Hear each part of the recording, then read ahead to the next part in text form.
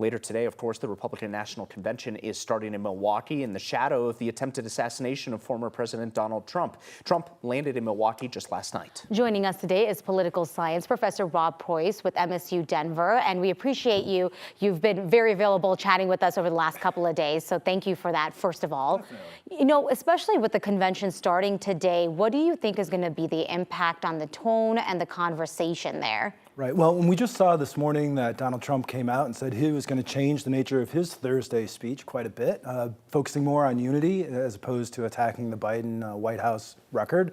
And we've seen that, of course, come out from Melania Trump in an earlier statement, and of course from President Biden. So on one level, we have this narrative of more unity, toning down some of the rhetoric. At the same time, we see lower elected officials, kind of taking up the same mantle that we would expect in terms of this hyper-polarized context. Sure, we've gone almost a decade now that we've had these heightened conversations of the nation being split apart on pretty much every issue. Now you're having people saying on both sides of the aisle, Democrats and Republicans, saying we need to lower the temperature, come together, and unify. Obviously, they want to unify against different parties. Right. Is it possible to do that right now after everything we've experienced? Yeah, I think it's hard. I mean, we're definitely in a space right now where we're seeing such animosity, really actually driving votes. We're voting for, against, actually, I should say, the other party as opposed to voting for a candidate. Sure. And that's probably not going to go away.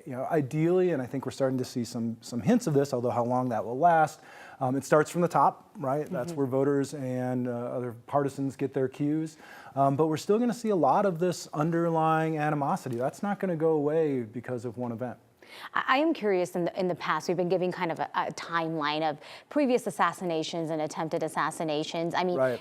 In the coming months or did you see changes in conversations and kind of that rhetoric and that tone, or what happened in those cases?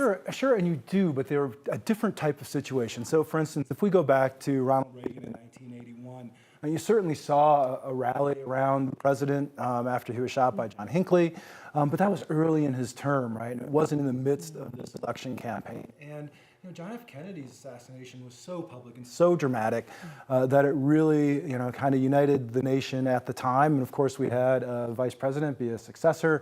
Those types of things just aren't there. We're in the midst of a campaign, and those campaigns are always, there's a lot of animosity in campaigns, always. At this time last week, we were talking about the potential of President Biden suspending his campaign in favor of a different candidate for the Democratic ticket. Where does the campaign go from here on both sides, Republican and Democrat? Yeah, well, let's start with the Biden campaign because it's probably the most, we don't know, right? On one hand, it's not a time for a president to suspend their campaign, increasing at least the sense of stability within our political system. So I doubt we're going to see that this week. At the same time, there are still concerns about his age and his ability. So, and those haven't been quelled. So, when that happens is unclear, but certainly the focus, right, is on the RNC and Biden, as opposed to RNC and Trump, as opposed to, what we might have seen is a focus on Biden and who will be their successor this week. For the Republicans, I think you're going to see a dual narrative, right? On the top, we're going to see some of this uniting language, maybe toning down some of the rhetoric. But I think at rallies and for partisan activists, we're going to see blame, as we've seen already, and some of the rhetoric will continue. Certainly, it seems, that picture of Trump holding his fist up in the air, bloodied on the side, it has energized every Republican voter, it seems like, and it'll be interesting to follow that this week at the RNC. All right. Thank you so much for stopping by. We really appreciate it.